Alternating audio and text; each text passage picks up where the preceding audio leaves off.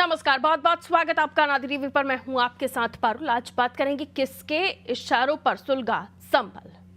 Court के आदेश पर संभल में सरकारी अधिकारियों की टीम सर्वे करने गई और संभल सुलग गया। अचानक 3000 लोग एकत्रित हो गए, पथराव किया गया, कई पुलिस वाले घायल हो गए। फायरिंग में 4 नौजवानों की मौत हो गई, बहुत से लोग जख्मी हुए।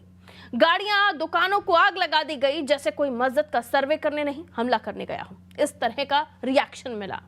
घटना को सिलसिलेवार देखें तो उसके पीछे एक सुनियोजित षड्यंत्र नजर आ रहा है। बड़ी तादाद में पत्थर एकत्रित किए गए थे, देसी हथियारों का जखीरा एकत्रित किया गया था, बिना किसी उकसावे के और बिना किसी कारण के हमला बोला गया। हमला करने वाले उपद्रव करना चाहते थे और इन्हें उपद्रव करने के लिए निर्देश दिए गए थे। निर्देश किसने दिए इसका पता शायद ही चल पाए, क्योंकि दंगों के सूत्रधार पर्दे के पीछे से काम करते हैं, सामने नहीं आते। इस घटना के बाद जिस तरह से राजनीतिक आरोप प्रत्यारोप लगाए जा रहे हैं, उससे ये तो साफ हो गया है कि कहीं ना कहीं दंगे राजनीति से प्रेरित हैं। पुलिस ने समाजवादी पार्टी के सांसद जियाउर रहमान बर्क सहित तमाम लोगों के खिलाफ एफआईआर दर्ज की, जिस पर समाजवादी पार्टी के मुखिया अखिलेश यादव का कहना है कि हमारे सांसद संभल में थे ही नहीं। इसके बावजूद भी उनके खिलाफ एफआईआर दर्ज की गई। राहुल गांधी ने कहा कि विवाद पर राज्य सरकार का पक्षपात और जल्दबाजी भरा रवैया दुर्भाग्यपूर्ण है। नगीना सांसद चंद्रशेखर रावत ने कहा कि पूरी घटना की सीबीआई जांच होनी चाहिए। केंद्रीय मंत्री गिरिराज सिंह ने कहा कि घटना विपक्ष की वजह से हुई, विपक्ष संभल को बांग्लादेश बनाना चाहता है। भाजपा सांसद दिनेश शर्मा ने कहा कि लोग लाशों पर राजनीति करने का ख्वाब देख रहे हैं, शांतिपूर्ण वातावरण बनाने की कोशिश करनी चाहिए। प्रियंका गांधी ने कहा कि इस विवाद को लेकर सरकार का रवैया दुर्भाग्यपूर्ण है, सरकार ने खुद माहौल खराब किया है। आरोप प्रत्यारोप का यह सिलसिला भी जारी है, लेकिन बुनियादी सवाल वही कि कोर्ट के आदेश पर शांतिपूर्ण सर्वेक्षण जब हो रहा था, उस वक्त इतना उपद्रव करने की आवश्यकता क्या थी? पत्थर जमा करने वाले कौन थे और देसी हथियारों से फायर करने वाले कौन थे? आज इसी मुद्दे पर हम चर्चा करने की कोशिश करते हैं। पहले कुछ प्रतिक्रियाएं हैं, वो आपको सुनवा देती हूँ। सर्वे हो चुका था, चुनाव के चर्चा न हो पाए, हमारी आपकी प्रेस गड़बड़ा जाए, इसलिए जानबूझ करके सुबह सर्वे की टीम भेजी है, जिससे माहौल खराब हो जाए, कोई चुनाव पर चर्चा न कर सके। और जो जानकारी मिल रही है उसमें जानकारी है कि कई लोगों को चोट पहुंची है, कई लोग घायल हैं और एक नौजवान नईम उसकी जान चली गई है। आखिरकार जब सर्वे हो चुका था मस्जिद का, तो दोबारा सर्वे क्यों करा रही सरकार, और वो भी सुबह और बिना तैयारी के? कानूनी और कोर्ट के जो प्रोसीजर, उसमें मैं नहीं जाना चाहता हूं कि दूसरे पक्ष की सुनवाई ही नहीं है, कोई सुनने वाला नहीं है दूसरे पक्ष को। और ये जानबूझ के इसलिए किया है कि आज किस बात पे चर्चा हो, किस इमोशन पे चर्चा हो, ये जानबूझ करके सरकार ने कराया है। आज पूरा प्रदेश, पूरा समाज दुखी है।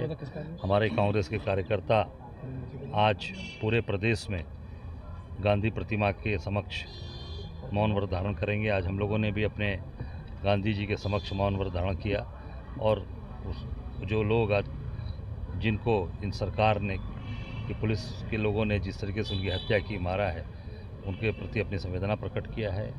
और निश्चित तौर से उस परिवार को ताकत मिले, बल मिले, ये हम सब लोग उस पर ये प्रार्थना किया है ईश्वर से। और आपको इतना बताना चाहूँगा कि ये पूरी घटना प्लानिंग के तहत सुनियोजित तरीके से कराई गई है, जिससे पूरा का पूरा प्रदेश, पूरे देश के अंदर एक नफरत की राजनीति जो कर रहे हैं उसको बढ़ावा मिले। कोर्ट के आदेश पर संभल में जामा मस्जिद के सर्वे के लिए कोर्ट कमिश्नर की टीम पहुंची थी, और कोर्ट कमिश्नर की टीम पर इस प्रकार से पथराव करना, यह निश्चित तौर पर यह दर्शाता है कि आपका संविधान में विश्वास नहीं है, देश की न्यायपालिका में विश्वास नहीं है, कानून व्यवस्था में विश्वास नहीं है। यह मुगलिया सल्तनत का दौर नहीं है जहां आप जोर दबाव के आधार पर किसी प्रकार की कार्रवाई कर सकते हैं। लोकतांत्रिक तरीके से आपको न्यायपालिका में विश्वास करके, अपील करके अगर किसी प्रकार की आपत्ति है तो ऊपरी अदालत में जाना चाहिए। लेकिन अगर कोई बल प्रयोग करके अगर किसी प्रकार का कब्जा स्थापित करने का प्रयास कर रहा है तो यह स्वीकार नहीं हो सकता है। उत्तर प्रदेश में योगी आदित्यनाथ जी की सरकार है, कानून व्यवस्था संभालने के लिए बहुत कठोरता से कार्रवाई की जाएगी। अगर कोई कानून हाथ में लेने का प्रयास करेगा तो निश्चित तौर पर कठोरता से कार्रवाई होगी। हम अपील कर रहे हैं, लोग वहां पर शांति व्यवस्था बनाने का काम करें और किसी भी स्थिति में कानून को हाथ में लेने का काम न करें। जो कोर्ट के आदेश है उनका अनुपालन सुनिश्चित करें। विपक्ष का कहना है कि दुर्भाग्यपूर्ण रवैया था प्रशासन का, और उधर ये भी कहा गया कि जिस तरीके से सर्वे कराया गया, एक दिन पहले 19 तारीख को हो चुका था सर्वे, दोबारा सर्वे क्यों कराया गया, ये आरोप भी लगे। और ये भी कहा गया कि ये सरकार द्वारा सुनियोजित तरीके से कराया गया है। और दूसरी तरफ ये भी पक्ष सामने आ रहा है कि कोर्ट की तरफ से अगर आदेश था तो कोर्ट कमिश्नर उसका पालन करा रहे थे। और क्या ये कोर्ट में जो आदेश दिया गया उसमें कहीं नहीं लिखा हुआ है कि सुबह होना चाहिए, शाम को होना चाहिए, रात को होना चाहिए, दोपहर होना चाहिए, एक दिन बाद नहीं होना चाहिए, एक दिन पहले होना चाहिए, कुछ ऐसा मेंशन नहीं है। तो सर्वे टीम अपना सर्वे कर रही थी, सर्वे करने गई, 19 तारीख को भी हुआ, कुछ नहीं हुआ। लेकिन अभी आते आते ये दृष्टि जो है हम देख रहे हैं, जो तमाम दृश्य है वो बदल गया। और जब सर्वे करके सब लोग बाहर आ रहे थे उसके बाद ये सारी चीजें हुई। पत्थर कहाँ से आए, हथियार कहाँ से आए और क्यों आखिर ये चीजें भड़की। कहा गया कि अफवाह फैली कि वहां पर खुदाई की जा रही जबकि ऐसा कुछ नहीं हो रहा था। ये अफवाह फैली कि तोड़फोड़ की जा रही जबकि ऐसा कुछ नहीं हो रहा था। किसने अफवाह फैलाई, कौन ये सब कर रहा था, तमाम चीजें सवालों के घेरे में हैं। आइए मिलियन में हमारे से जो हमारे साथ चर्चा में जुड़ने आगे समझने की कोशिश उन्हीं से। शिव सिंह भारती जी हमारे साथ भारतीय जनता पार्टी से जुड़े हुए, बहुत स्वागत।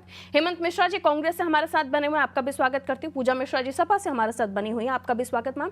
और आलोक त्रिपाठी जी वरिष्ठ पत्रकार हैं हमारे साथ जुड़े, आलोक जी आपका भी स्वागत। सबसे पहले शिव सिंह भारती जी, कानून व्यवस्था की जिम्मेदारी आपकी, क्या इस तरह के कोई इनपुट नहीं थे अगर पत्थरों को इकट्ठा किया गया था या इस तरह की तैयारी थी, ये जो माहौल दिखाई दिया अगर मान लें कि सुनियोजित था तो इसका इनपुट सरकार के पास, प्रशासन के पास, पुलिस के पास क्यों नहीं था और क्यों तैयारी के साथ पुलिस प्रशासन नहीं गया था, ये सवाल उठ रहे हैं सर। शिव सिंह भारती जी देखिए 19 तारीख को पारुल जी जिस तरह से सर्वे टीम गई और सकुशल सर्वे टीम 1.5 घंटे वहां रह के और सर्वे करके वापस आ गई। निश्चित रूप से मानिए कि 24 अभी जिस दिन ये घटना हुई है उस दिन भी सर्वे टीम उसी आधार पर गई थी। और ये चूंकि ये तो पूरे भारत को कश्मीर बना देना चाहते हैं, वहां तो पत्थरबाजी रुक गई, लेकिन यहां पर पत्थरबाजी किस तरह से हो तो समाजवादी पार्टी ये वही स्थान है जहां से बुरी तरह से हार के आई है और हार की हताशा बड़ी इनके नेताओं में दिख रही है।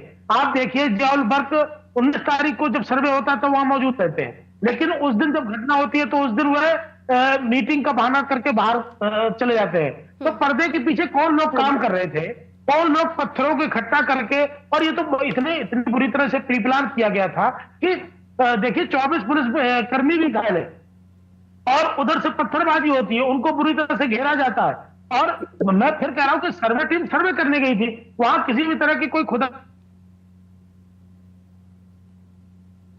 ठीक है शिव सिंह भारती जी, अब आपकी आवाज़ हम तक नहीं पहुंच रही, शायद कुछ टेक्निकल इशू। मेरा सवाल वहीं शुरू से है कि अगर इस तरह की कोई घटना को अंजाम देने की साजिश की जा रही थी या कोई प्लानिंग हो रही थी तो उसकी जानकारी पुलिस को क्यों नहीं थी, और अगर जानकारी थी तो फिर उसी अमले के साथ जो 19 तारीख को गया था फिर उसके साथ नहीं जाना था, फिर पूरी तैयारी के साथ जाना था। ये भी कुछ चीजें हैं जो सामने आ रही हैं। ठीक है, लौट रही हूँ आपके पास।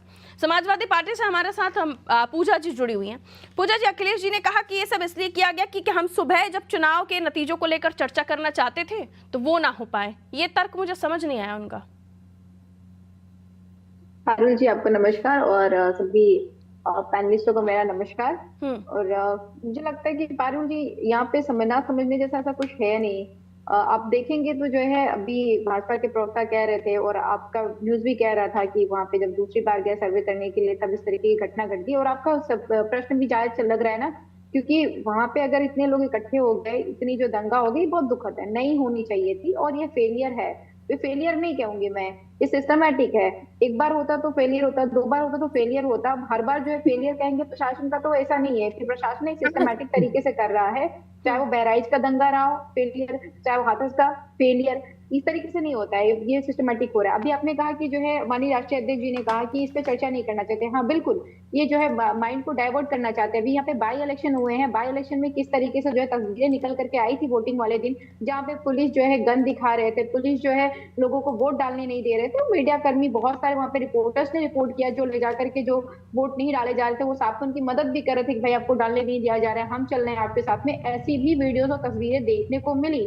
तो बात पर चाहती है उस पर चर्चा न करिए। अभी 2 दिन पहले जो है किसी ने कहा था कि अभी देखिएगा कुछ ऐसा होगा जिसपे अडानी के ऊपर चर्चा नहीं की जाएगी, उस मुद्दे को हटा दिया जाएगा। तो वही हो रहा है कि अब पूरा देश जो है यहाँ पे संभल पे चर्चा कर रहा है। कोई नहीं चर्चा कर रहा है कि बाई इलेक्शन में किस तरीके से धांधली की गई, कोई नहीं चर्चा कर रहा है कि अडानी के ऊपर विश्व में इस तरह में क्या हो रहा है। संभल हिंसा छोटी घटना नहीं है मैडम, 4 लोगों की मौत और जिस तरीके का माहौल वहां पर देखा गया पांच वो लोगों की उसको मौत इग्नोर हुई है। नहीं किया जा सकता। 5 लोगों की मौत है, नहीं बिल्कुल 5 लोगों की मौत हुई है और संवेदनशील है। ये असंवेदनशीलता तो तभी हो गई ना जब कोर्ट ने जो है मस्जिद तो ये किसने मस्जिद करवाया? कमेटी को पक्ष ही नहीं बनाया। वो कह रहे हैं कि 19 तारीख को किसने शफीकुर करवाया? रहमान बर्क रहते हैं, उनके पोते रहते हैं, और फिर उसके बाद बताया जाता है कि जिस दिन सर्वे हुआ उस दिन उनकी मौजूदगी नहीं थी। सत्र चल रहा है, कुछ आपको भी वीडियो पता है आए कि 19 सामने, तारीख को कुछ रहते हैं। आपको पता है कि 19 तारीख को रहते हैं, आपको पता है कि शीतकालीन सत्र चल रहा है, तो सत्र में नहीं जाएंगे वो? मतलब क्या बातें करते हैं, सभी सत्र में, सब दिल्ली है, सत्र चल रहा है, आपको जानकारी होनी चाहिए। तो वो सांसद जाएंगे वहां पे पक्ष रखने के लिए, और उन्होंने जानकारी करिए। ठीक है, लेकिन अब जो चीजें दिखी हैं, जो तस्वीरें दिखी हैं, उनको भी नकारा नहीं जा सकता। 2 ट्रॉली भर के वहां से पत्थर निकले हैं, ये किसके दिमाग था, किसकी प्लानिंग थी, किसने करवाया ये सारी चीजें? जो बेटे इनसे पूछे ना कि इनके पुलिस की जो है दरोगा के बेटे के पास में AK-47 मिला मेरठ से, वो तमंचे कहाँ सप्लाई किया करें? तमंचे चले वहां पे, मैं जितनी डिबेट में बैठ रही हूँ, फोरेंसिक जांच अभी मैं संबलपुरी केंद्र तक इनको पता नहीं है, क्योंकि इतना ये बहुत बड़ा मसला है, बहुत बड़ा मसला है कि शांतिपूर्ण की बात कर रही हूँ देश हमारा, वहां पे जो है इस तरह की घटनाएं जहां होना बंद हो गई थी, लेकिन कुछ समय से कानपुर बहराइच के बाद अब संभल क्यों? ठीक है, मैं लौट रही हूँ। हेमंत जी, दुर्भाग्यपूर्ण घटना, दुर्भाग्यपूर्ण रवैया, प्रियंका जी ने, राहुल गांधी ने, दोनों ने यही बात कही, लेकिन दुर्भाग्यपूर्ण ये भी है कि ऐसे लोग समाज में हैं। सर्वे हो रहा था, कोई तोड़ाफोड़ी कुछ नहीं हो रहा था, और अगर कोर्ट का आदेश था तो उसका पालन कराया जा रहा था। कोर्ट के आदेश को पालन कराने जो लोग जाएंगे उन पर पत्थर बरसाएंगे, उन पर लाठियां चलेंगी, उन पर फायर किया जाएगा। ये कहाँ का न्याय है और ये कहाँ का समाज है? देखिए, संभल की घटना वास्तव में दुर्भाग्यपूर्ण है। कहीं ना कहीं प्रशासन की चूक जो है इसके सामने उजागर हुई है। मैं थोड़ा कोर्ट के मामले को आपके सामने रखना चाहूंगा। अगर ये कोई पिटीशन फाइल हुई थी और इसमें कमीशन का ऑर्डर हुआ तो एक स्पेशल मैसेंजर के द्वारा तामीला भी कराई जाती है, जो दूसरा पक्ष है उस पर तामीला कराई जाती है, और उस तामीला करने के बाद उस कमीशन की जानकारी दी जाती है कि हमें इस दिन इस टाइम पे कमीशन करने जाना है और आप दोनों पक्षकार वहां पे उपस्थित हों, और दोनों पक्षकारों के उस कमीशन रिपोर्ट पे हस्ताक्षर भी कराए जाते हैं।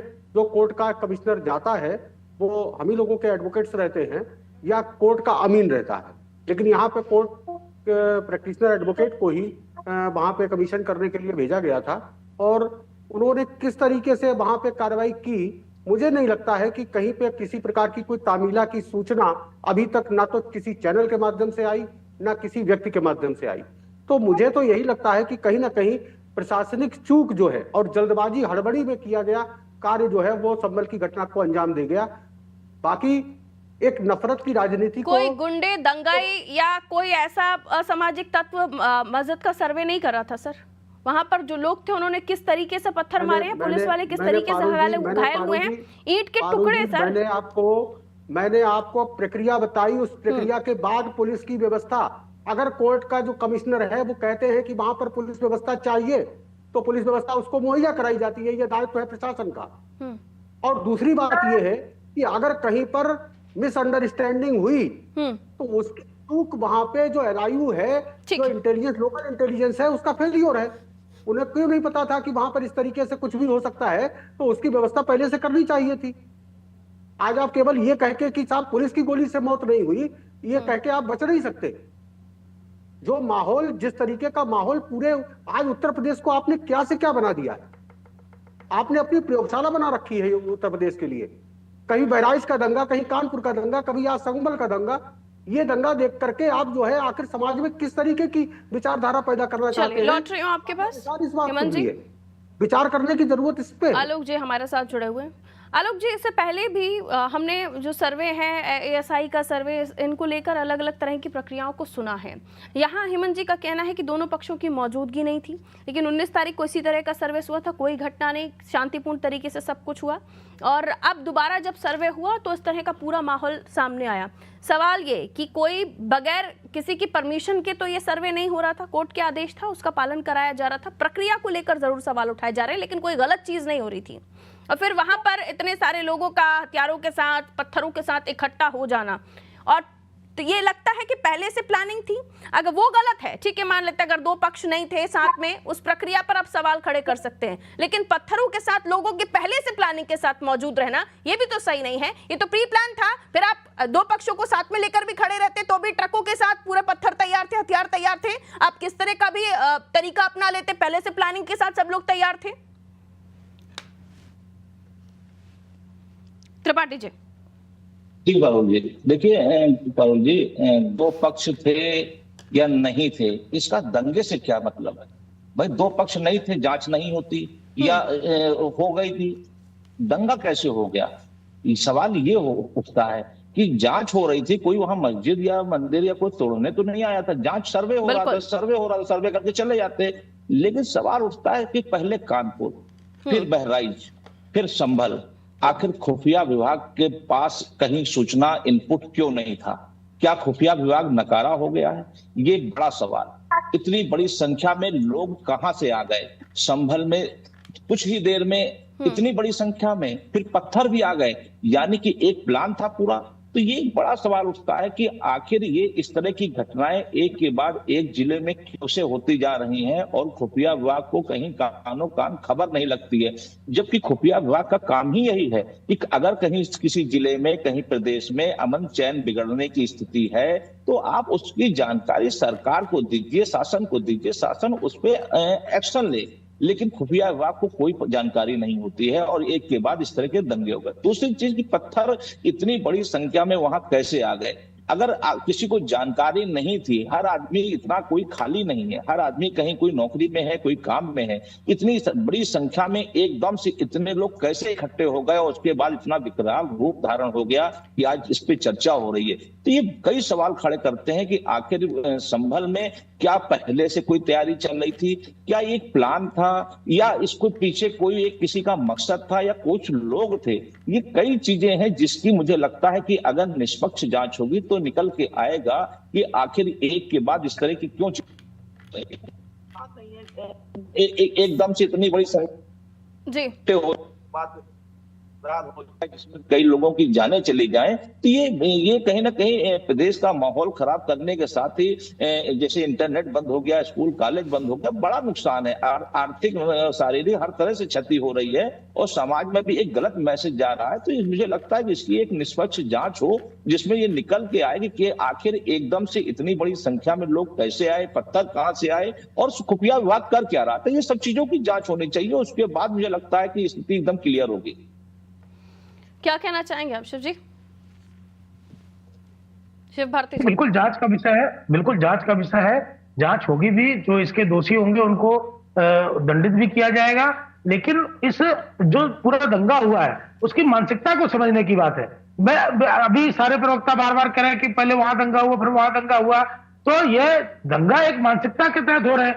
और देखिए कोर्ट प्रोसेस है, कोर्ट ने किसी प्रोसेस से अगर कहीं सर्वे अपने किसी कराने तो उसके साथ अगर इस तरह की घटनाएं होंगी तो मुझे लगता है कि कोर्ट या संविधान, ये संविधान को बचाने की बात करते हैं, ये संविधान का रोना रोते रहते हैं दिन रात। लेकिन जब उस तरह की किसी प्रक्रिया में प्रशासन जाता है, पुलिस जाता है, कोर्ट जाती है, तो उसकी अवमानना करना और उसके साथ इस तरह का व्यवहार करना कि ईंट पत्थर लेकर उनके ऊपर बरस जाओ, उनके ऊपर फायरिंग करो, उनको धारदार असलाओं से लेकर उनके ऊपर हमला कर दो, तो मुझे लगता है यह जो एक मानसिकता है और उसका पूरा मनोबल इनको बढ़ाने का काम समाजवादी पार्टी के मुखिया करते हैं। और उन्होंने एक बार भी नहीं कहा कि अगर सर्वे टीम गई थी तो सर्वे तो तमाम तरह के सर्वे होते रहते हैं, तमाम तरह के सर्वे हुए भी है, लेकिन कहीं भी पुलिस नहीं जाएगी, उनके बीच में कहीं पुलिस का कोई किसी प्रकार का कोई हस्तक्षेप नहीं होगा। तो यह देखिए, यह देश संविधान से चलता है, यह कानून से चलता है, और कहीं संवैधानिक प्रक्रिया में अगर कुछ ऐसा हो रहा होगा तो होगा और अनुभव होगा और आगे भी होगा, और उसकी पुनरावृत्ति इस प्रकार की होगी, उसकी पुनरावृत्ति इस प्रकार की होगी। किसी की प्राइवेट संपत्ति पर कोई व्यक्ति जाएगा तो बिल्कुल कोई विवाद की स्थिति नहीं होती, हालांकि होती है तब भी पुलिस कमिश्नर जो है उसे सहयोग लेता है, वहां की लोकल पुलिस से सहयोग लेता है। सर्वे में कोई भी कुछ नहीं छोड़ा, कम चीजें हो, लेकिन उसको जस्टिफाई दंगों से नहीं किया जा सकता सर। व्यवस्थाएं करनी चाहिए थी आनंद, और उसमें पुलिस किस प्रकार की सेंसिटिविटी की बात कर रहे हैं आप? किस प्रकार की सेंसिटिविटी है? वही तो मैं कह रहा हूँ, क्यों है? अगर आप इस तरीके से जाकर के अगर करेंगे तो पहले प्रशासन को अलर्ट करेंगे। मेरे कहने का व्यक्ति केवल इतना है, बाकी तो लोकल इंटेलिजेंस बिल्कुल किया गया है मैं कह रहा हूँ, वो कोई अकेले नहीं गए थे, और 19 तारीख को जब गए तो बड़े शांतिपूर्ण तरीके से टीम सर्वे करके लौट भी आई। वो वीडियो आया है, शांतिपूर्ण कितना था वो तो वीडियो सामने आया है। उधर क्या हो गया? उसको जानना वहाँ के सांसद 19 तारीख को रहते हैं, और जिस दिन भी किया जा सकता ये वही क्षेत्र है आलोक त्रिपाठी जी नहीं थी तो नहीं हो सकता था। चुनाव हुए, अब उपचुनाव, और उपचुनाव के बाद जो नतीजे आए उसमें लगा कि शायद समाजवादी पार्टी का साथ मुस्लिम छोड़ते हुए नजर आ रहे हैं, लेकिन फिर सर्वे के बाद एक साथ मस्जिद के लिए मुस्लिमों का इकट्ठा हो जाना, ये कोई और चीज तो नहीं है जो किसी और चश्मे से देखी जा रही है त्रिपाठी जी? बिल्कुल, जिस तरह से एकदम से इतनी बड़ी संख्या में लोगों का इकट्ठा होना, ये कहीं ना कहीं किसी इंगित इशारा करता है, क्योंकि इतनी बड़ी संख्या में बिना किसी मैसेज के, बगैर किसी आपस में जोड़े नहीं इकट्ठे हो सकते इतने कम समय में। तो जाहिर सी बात है कि ये कहीं ना कहीं एक कोई प्लानिंग रही होगी, जिसमें कि एक मैसेज गया होगा, उस मैसेज के द्वारा ही सब लोग इतनी जल्दी एकत्र हो गए। वरना सर्वे, इसके पहले भी सर्वे टीम आई थी, करके चली गई थी, फिर सर्वे टीम आई थी, तो कोई उसमें पिछली बार जब दंग बवाल नहीं हुआ तो इस बार कैसे हो गया? और इस बार भी कोई सर्वे टीम ने, मुझे नहीं लगता है कुछ ऐसा काम किया जिससे कि ये दंगे जैसा रूप धारण हो गया उस संबल में। तो पुलिस ने जियाउर रहमान के लिए कहा कि उन्होंने विरोधाभासी बयान दिए थे, ऐसे बयान दिए थे जिससे दंगा भड़क सकता था, इसलिए उनकी गिरफ्तारी की बात कही गई। इसमें कितना तर्क आप पाते हैं?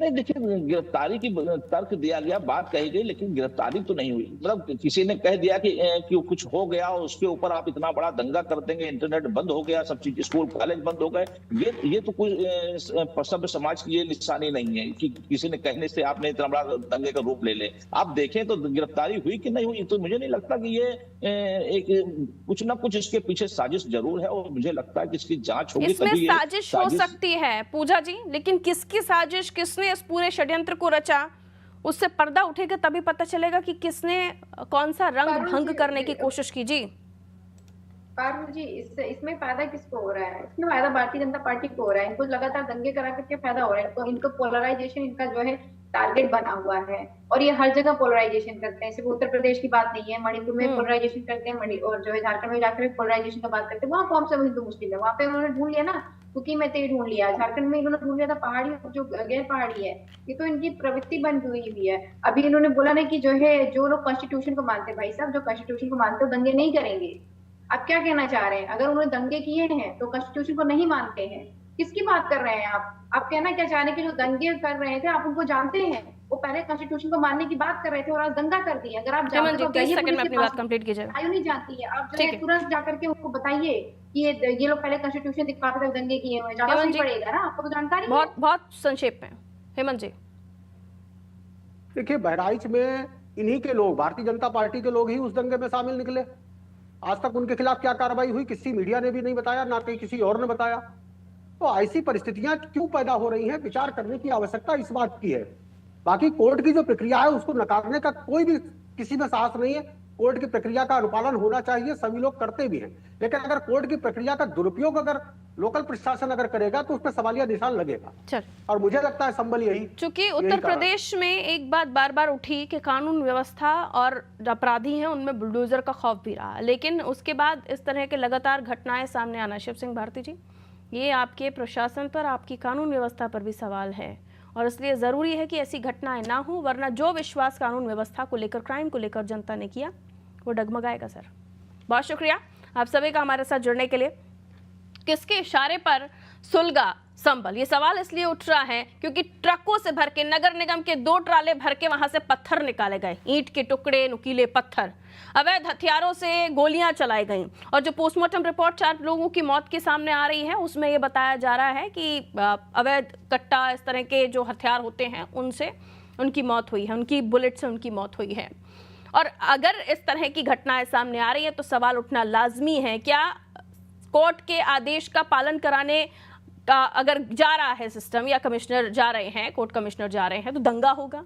दंगा भड़केगा, इस तरह से पुलिस वालों पर हमले किए जाएंगे? क्या वाकई उत्तर प्रदेश की शांति व्यवस्था कहीं ना कहीं खतरे में दिखाई दे रही है? वो इसलिए भी पूछा जा रहा है क्योंकि लगातार कुछ समय से इस तरह की घटनाएं सामने आ रही हैं जो कानून व्यवस्था पर तो सवाल उठाती हैं, पूछती भी हैं कि इस तरह की घटनाएं हो कैसे रही हैं। क्या प्रशासन को, सिस्टम को ऐसे पत्थरों के इकट्ठे होने का पता नहीं था, और पता था तो फिर इतने कम अमले के साथ क्यों पहुंचा पुलिस प्रशासन? ये तमाम सवाल हैं और ये भी पूछा जा रहा है कि किसकी साजिश, किसने इस घटना को अंजाम दिया, कौन है पर्दे के पीछे। दीजिए इजाजत, नमस्कार।